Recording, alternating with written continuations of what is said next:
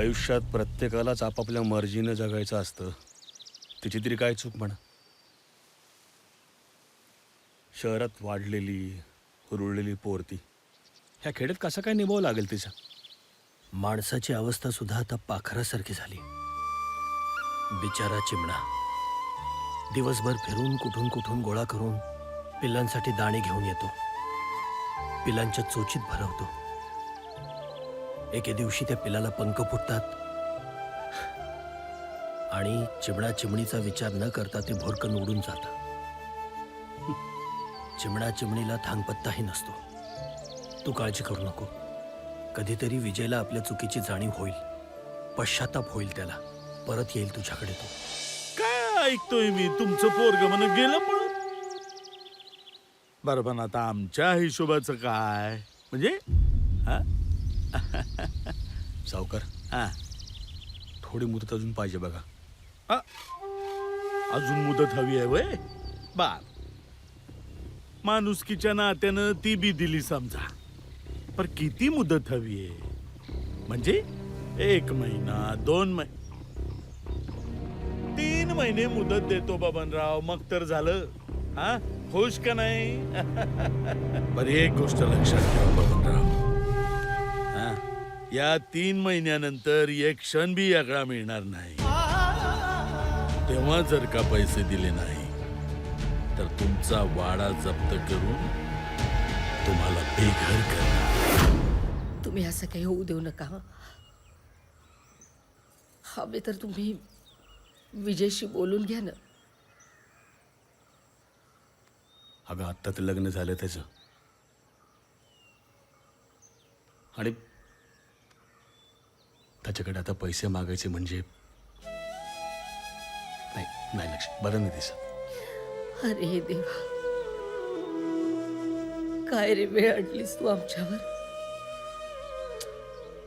हे बघ, तू आता अशी खचून जाऊ नकोस. हां, मी आहे ना, सगळं व्यवस्थित. अरे देवा, लक्ष्मी किती ताप आलाय तुला. अहो काही नाही, जराशी कसकस आहे, बरं वाटेल. चल तू माझ्याबरोबर, आधी डॉक्टरकडे जाऊन चल. अहो नको, वाटेल मला बरं. अगं लक्ष्मी, तू माझं. तुम्ही बसा ना माझ्याजवळ. तुम्ही माझ्या बाजूला बसा बरं, बरं वाटेल मला. गाव सोडून विजय शहरात निघून गेला. सासऱ्याच्या मदतीनं त्यानं आपला बिझनेस सुरू केला. बघता बघता आमचा साधा सुधा विजय मोठा बिझनेसमन झाला. आपल्याच वेगळ्या विश्वात रमला. या सगळ्यामध्ये आपल्या आईवडिलांच्याकडे आपलं दुर्लक्ष होतंय हे त्याच्या लक्षातच आलं नाही. तो जाणून बुजून हे करत होता की परिस्थिती पुढे हातबल होता. हे कळायला तेव्हा मार्ग नव्हता. पण इकडे लक्ष्मी वहिनी आणि बबनची अवस्था मात्र दिवसेंदिवस बिकट होत चालली होती. सावकारानं दिलेल्या मुदतीचा शेवटचा दिवस आला. लक्ष्मीबाई, बरं वाटते का? घ्या घ्या, औषध घ्या पटकन. आज सावकाराचे पैसे द्यायचे ना. झाला का बंदोबस्त? अगं तू कशाला त्रास करून घेतेस? हा, चल तो दे औषध घे पटकन, चल. नको, माझी इच्छाच नाहीये. अगं असं काय करतेस लक्ष्मी तू? हं? असं कसं चालेल? हं? उद्या विजय घरी आला तर काय म्हणेल मला? काय आईची अवस्था करून टाकली, त्याला काय खायला प्यायला देतं का नाही? काय उत्तर द्यायचं मग त्याला? आणि उद्या तुझी नातवंड घरी आली आणि मला म्हणली, हो आजोबा आम्हाला इथे घेऊन जा, आम्हाला तिथे घेऊन जा, आम्हाला हे आणा, आम्हाला ते आणा, तर मी त्यांना सरळ म्हणणार आहे, पोरानो आजोबाला त्रास द्यायचा नाही, जे काय पाहिजे तुमच्या आजीकडं मागा. आजी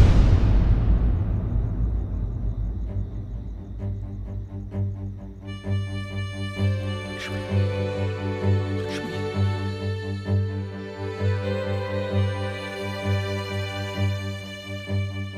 लक्ष्मी हे उठ अगं उठ ना लक्ष्मी हे लक्ष्मी अगं असं काय करते उठ अगं, उठ की ये लक्ष्मी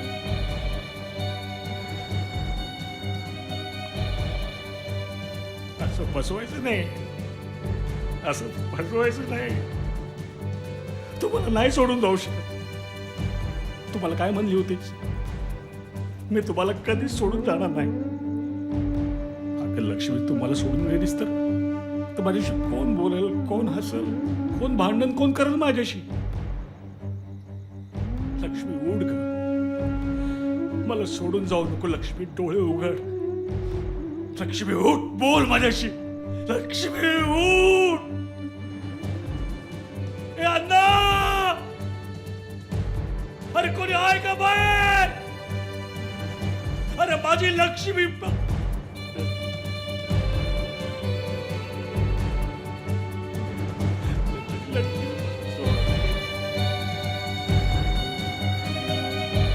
लक्ष्मी उठ उठ लक्ष्मी मला सोडून जाऊ नको लक्ष्मी मला सोडून जाऊ नको लक्ष्मी लक्ष्मी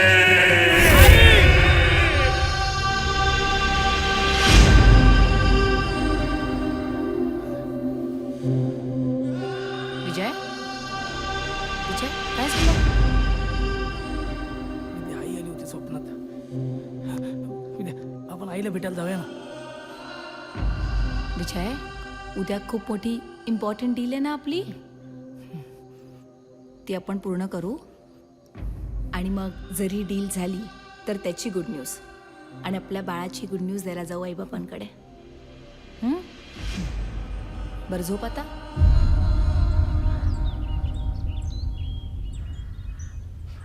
काय झालं बबन बबन ए बबन बबन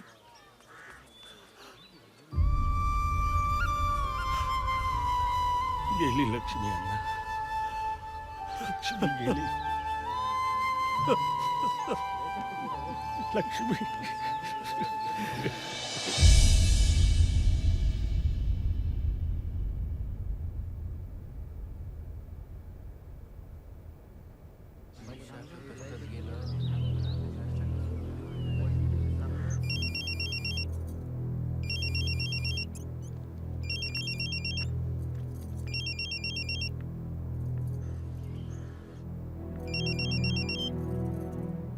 हॅलो विजय कोण बोलतंय मी अण्णा बोलतोय गावाकडून हा ना बोला एक वाईट बातमी आहे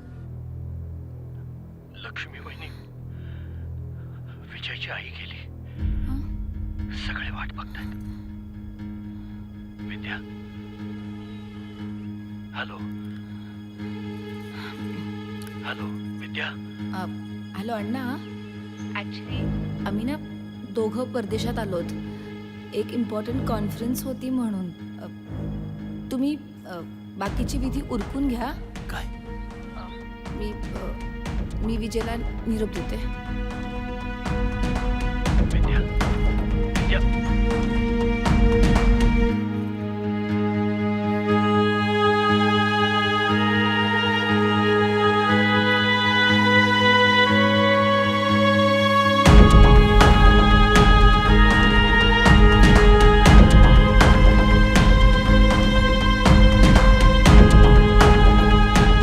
विजय आणि त्याची बायको दोघंही परदेशात आहेत अरे लक्ष्मीची आपणच बबन चल चल आपणच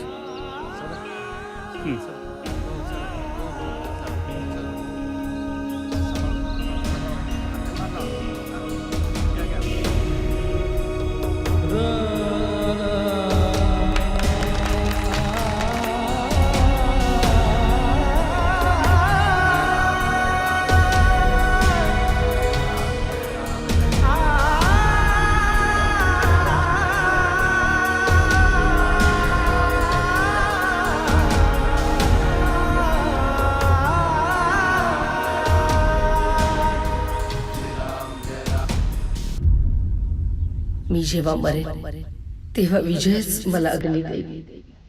मला माफ कर लक्ष्मी. Nothing important.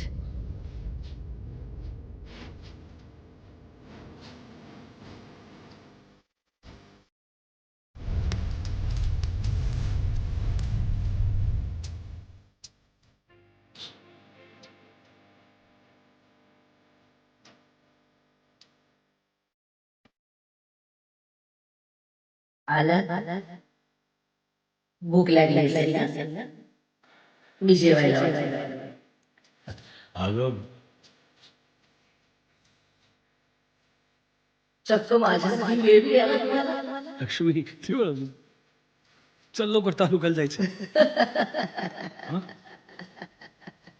वहिनींच्या मृत्यूनं बबन पुरता खचला होता. माझ्या डोळ्यात देखत बघता बघता बबनची परिस्थिती दिवसेंदिवस ढासळत चालली होती.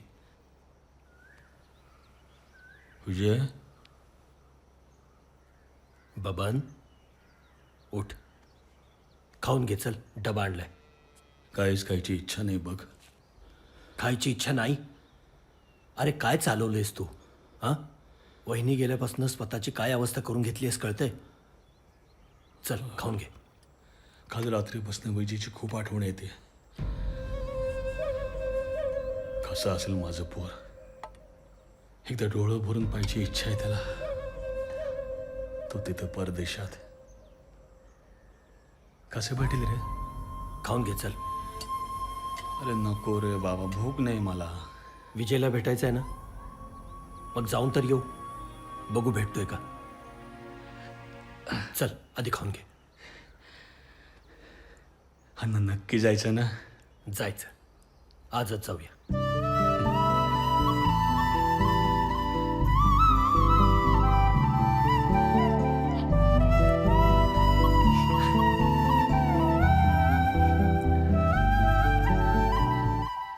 त्या दिवशी या बबण्याच्या बायकोच्या मैतीला मी बी नव्हतो. तालुक्याला गेलतो. पर बबण्याचं पोरग त्याने तर यायला पाहिजे होतं ना. हे असं असतं बघ, चौथाच्या पोटचं पोरग आणि दुसऱ्याचं पोरग हा असा फरक असतो बघ. वय पण ते जाऊ द्या मालक, आ तुमच्या पैशाचं काय? म्या माफ केलं कर्ज बबण्याला. काय? हा, दिलं सोडून बबण्याचं कर्ज. पर बबण्याच्या पोराला, त्या विजयला नाही सोडणार म्या. या कर्जाची पै न पै त्याच्याकडून वसूल करी. तरीच म्हटलं, अहो घाणीतला पैका उचलणारा तुम्ही असा अचानक कसं उदार झाला सा? तुम्ही तर पैसे वसूल करणारच, मग ते बबन असो नाही तर विजय. तुम्ही का पैका सोडणार असं वय? असं वय मी घाणीतनं पैका उचलणारा. गायबान्या तुझ्या मारी, तुझ्या उठ, तुझ्या निघ, तुझ्या मारी निघ. तुझ्यात मला असं म्हणतोय. अरे थांबा, कुठे चाललेत? हा, कुठे जात आहे? हो साहेब, नमस्कार साहेब.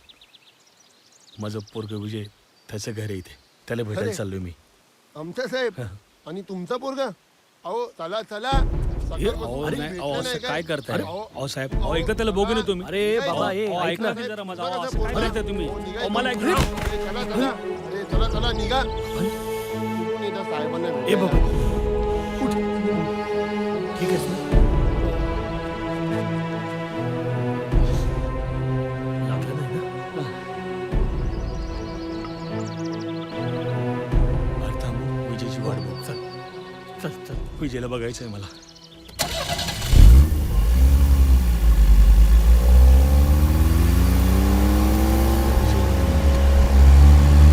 विजय! ए, विजय!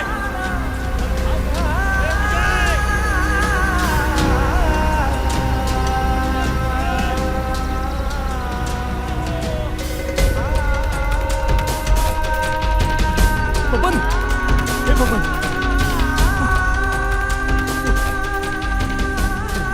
काय केवढं लागलं? चल चल दवाखान्यात जाऊ. विजयला पाहिलं मी, माझं समाधान झालं. अरे बबन, हे बघ, अण्णा मला घरी घेऊन जा.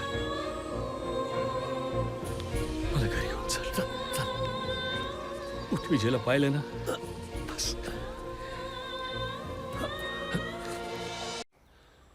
विजयला आता सायकल आणली मी. ए बबन,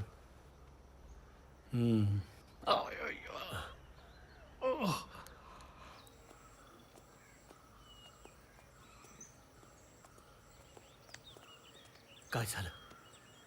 अण्णा, मला नाही वाटत की बबनराव 2-3 दिवस काढतील. त्यांच्या किडनीमध्ये इन्फेक्शन झालं आहे. त्यांचे कोणी नातेवाईक असतील, लवकरात लवकर त्यांना बोलून घ्या. ए तुम्ही.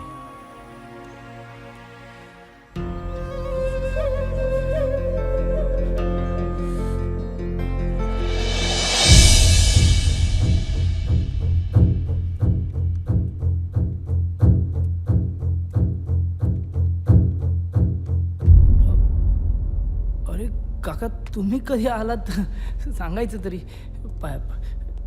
पाणी येणार आहे, या बसा. तुझा पाहुणचार घ्यायला आलेलो नाही मी. एक प्रश्न विचारायला आलोय. तू एवढा कृतज्ञ कसा आहेस? काका, तुम्ही काय बोलताय मला खरंच कळत नाहीये. गाव सोडलंस, आई बापाला सोडलंस, इथं आलास, परत मागे वळून बघितलं नाहीस. तुला लाज वाटली नाही? हो, वाटली ना. पण काका, ती परिस्थिती तशी होती. मी आणखी दुसरं काय करायला हवं होतं? कोणी कोणाला समजूनच घेत नव्हतं. एकीकडे आई, एकीकडे बायको. एक आई जिने जन्म दिला, एक बायको जी माझ्यासाठी सगळं सोडून आली होती. डोकं भणभणायचं, कधी थांबणाऱ्याची वाट बघत बसायचं. मग ठरवलं मीच शांत करायला पाहिजे, म्हणून निघालो. वाटलं सगळं शांत झालं की जाईन, बाबांना भेटेन, आईला भेटेन, सांगेन का घर सोडलं होतं. आई बाबांचा माझ्यावर राग आहे, मी समजू शकतो. पण नातवाचं तोंड दाखवायला घेऊन जाईन तेव्हा भेटेन ना बाबांना. कधी कधी हं? दोघं मेल्यावर.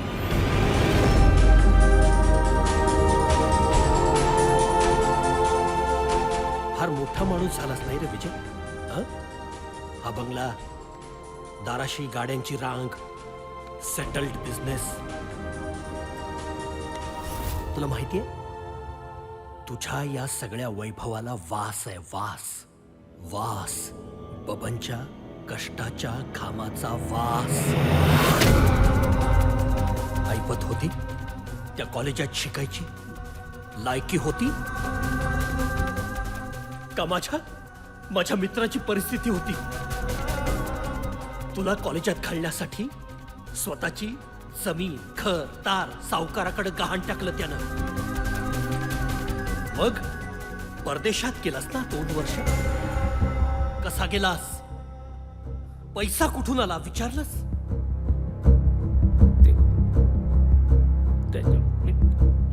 हा, अचानक एक मित्र निर्माण झाला, त्यानं पैसे दिले, हे पटलं तुला. अरे, तुला परदेशात पाठवण्यासाठी स्वतःची किडनी विकली रे माझ्या मित्रानं. स्वतःच्या पोरासाठी, पोटच्या पोरासाठी कुणीही करेल. कुत्री मांजरं पण करतात, पण पोटच्या रक्ताच्या पोरासाठी करतात. एका अनाथासाठी नाही, परक्यासाठी नाही करत. अनाथ आहेस तू, पोटचा पोरगा पण नाही आहेस त्यांच्या. बघतोस काय? तू अनाथ आहेस, तू परका आहेस, सख्खा मुलगा नाही आहेस त्यांचा.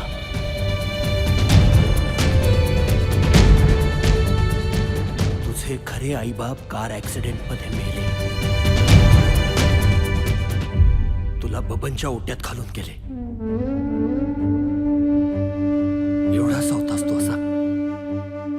तुला हातात घेऊन बबननं त्याच्या मरत्या मित्राला वचन दिलं. मी वचन देतो, मी विजयला माझ्या पोटच्या पोरासारखं सांभाळी.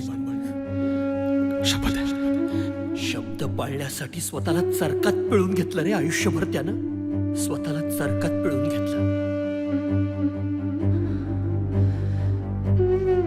माझ्या वहिनीने स्वतःची कूस वांज ठेवली तुझ्यासाठी आणि तू ती बाई मेली तर तिच्या प्रेताला अग्नी द्यायला आला नाहीस.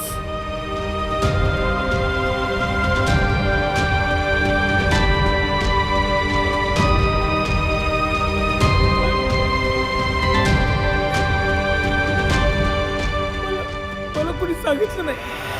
सांगितलं नाही? मी फोन केला होता. वहिनीचं प्रेत ताटकळत होतं. मी फोन केला होता. जा विचार बायकोला. परदेशात होतास ना मीटिंग मध्ये. तिथून आल्यानंतर अनाथ एकाकी पडलेल्या बापाला जाऊन भेटावं, त्याचं सांत्वन करावं, एकदा छातीशी कवटाळावं वाटलं नाही? शेवटच्या घटका मोजतोय रे तो. डोळे आसुसलेत तुला बघायसाठी. एकदा त्याला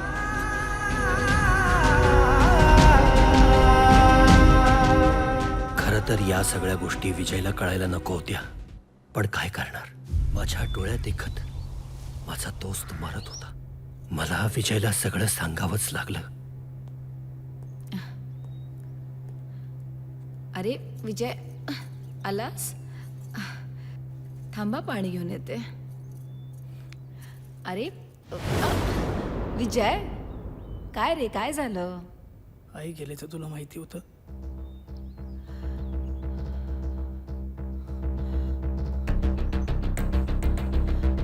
विजय, तू ना बस. मी पाणी आणते, मग आपण बोलूयात. हा, प्लीज बस विजय. माझी आई गेली, तू मला सांगितलंच नाही. विजय, मी सगळं सांगते, तू प्लीज बस. माझी आई गेली, मला सांगितलं का नाही? का? विजय, विजय, त्यावेळेला ना आपण मीटिंग मध्ये होतो. विजय, आपली पहिली बिझनेस डील होती. त्यावेळेला जर सांगितलं असतं ना तर. तर काय? तर काय? तुझी डील कॅन्सल झाली असती. त्या डील पेक्षा माझी आई महत्वाची नाही वाटते तुला? विजय नाही, विजय, विजय नाही, विजय. मला टच कर नको तू. तू बिझनेसमॅनची मुलगी आहेस ना, तुला पैसाच दिसतात. असं नाहीये रे. आम्ही गरीब आहोत. आम्ही नात्यांना जपतो ग. माझी आई गेली. विजय प्लीज, विजय प्लीज, विजय. जाऊ नको मला. तुला डील करायला आवडतं ना? इथे डील करतो मी. आजपासून तुझा आणि माझा संबंध संपला. नाही विजय, विजय नाही, विजय, विजय, मी पाय पडते विजय. एकदा तरी मला वाफ. त्याच्या पुढे माझ्या आयुष्यात अजिबात यायचं नाही. विजय, विजय, विजय, विजय.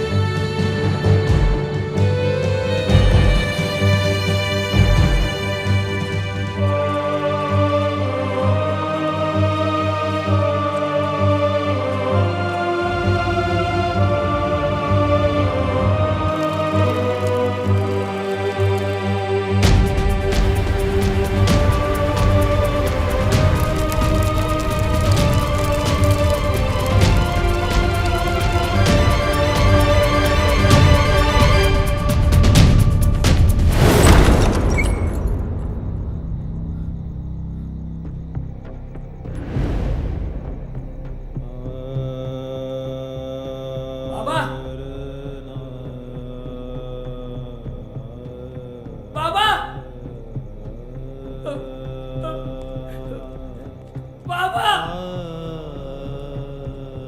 बाबा विजय आलाय बाबा बाबा बाबा ए बाबा बाबा बाबा बाबा कुठं बाबा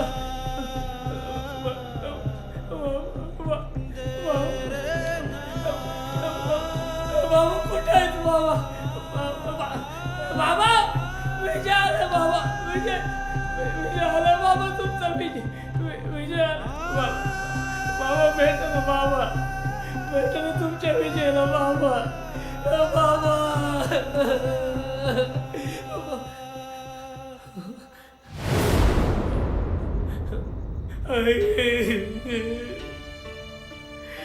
आई मला माफ कर ग मला माफ कर ग माझा बाबा कुठे गेलाय माझा बाबा बाबा मी आलो बाबा ए बाबा ए बाबा बाबा मी चुकलो रे बाबा बाबा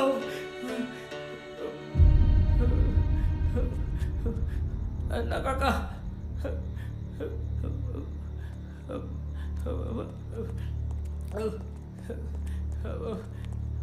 काका बाबा बबन बबनला भेटायचंय.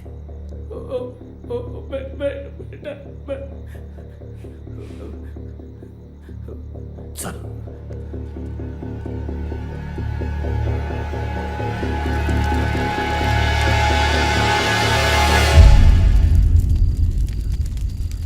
बाबाला शोधतोयस ना? हा तुझा बाबा आहे की नाही मला माहिती नाही, पण माझा दोस्त आहे, माझा बबन. शोध राखेत त्याला.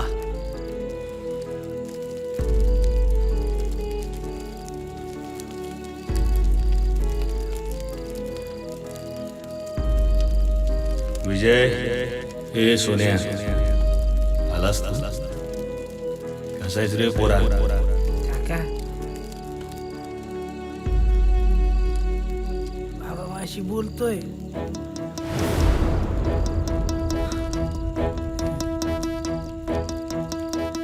काय? बाबा माझी बोलतोय. हे विजय, तुला कळत नाही? मेला बबन, सळाला आगीत. बाबा झोपलाय. आयुष्यभर माझ्यासाठी किती जागला ना बाबा. आता झोपलाय बाबा. बाबा जास्त वेळ नाही झोपायचं आता. चल ए बाबा चल घरी चल. आता एकटं केलं ना तू, आता मला तुझ्या करायचं ना. ए बाबा चल ना. ए बाबा आता तुला आरामात राहायचंय ना, मग चल माझ्या बरोबर. बाबा चल. ए काका थांबा ना बाबा. ए बाबा चल माझ्या बरोबर तू. अरे तुझा विजय बोलून थांब. विजय आलाय तुला घ्यायला. माझ्या बाबाला उठ. विजय, तुझा बाबा गेला. मेला बबन.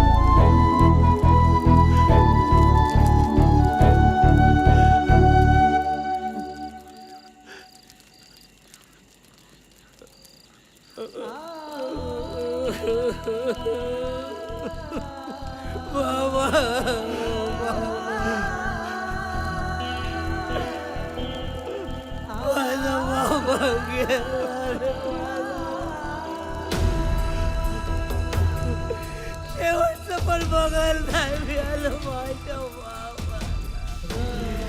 बाबा रे माझ्या बाबा.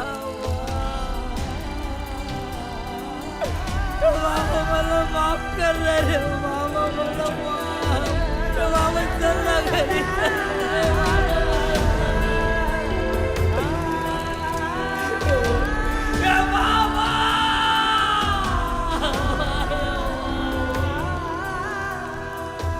हे सोन्या, अरे रडतो कशाला? मी गेलो नाही. आहे तुझ्या जवळच आहे. चल चल ना, मला सायकल दे. त्या गाण्याकडे सायकल आहे, माझ्याकडे सायकल आहे बाबा. तुला नवीन कपडे देणार ना बाबा. मी नवीन कपडे घालून शाळेत जाणार आता. ए बाबा, मला गिटार देशील गिटार? मी गाणं गाणार, माझ्या बापाचं गाणं. बाबा तुझ्यासाठी गाणं गाणार. हा गाणं नक्की माहिती तुला? जागा मला नवीन कपडे देणार बाबा. ए बाबा, मला नवीन कपडे देणार. बाबा बाबा चल मला सायकल पाहिजे, मला कपडे पाहिजे बाबा. बाबा काका देणार आहे मला बाबा. माझा बाबा बाबा मला देणार आहे, नवीन कपडे देणार आहे माझा बाबा.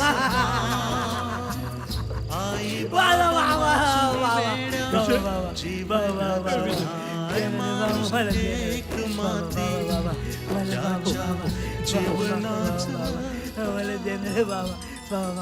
तेव्हापासून विजय या मेंटल हॉस्पिटलमध्ये. आता सांग, काय संबंध आहे तुझा आणि विजयचा? संबंध खूप जवळचा आहे. मी विजयची मुलगी.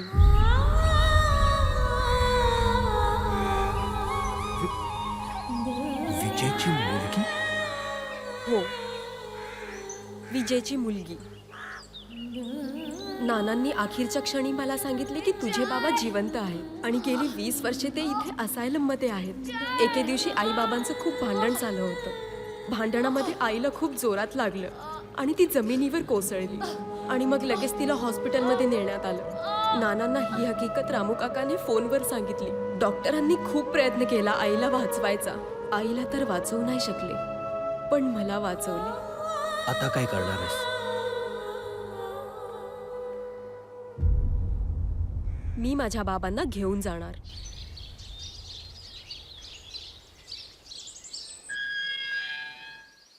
या बाबा.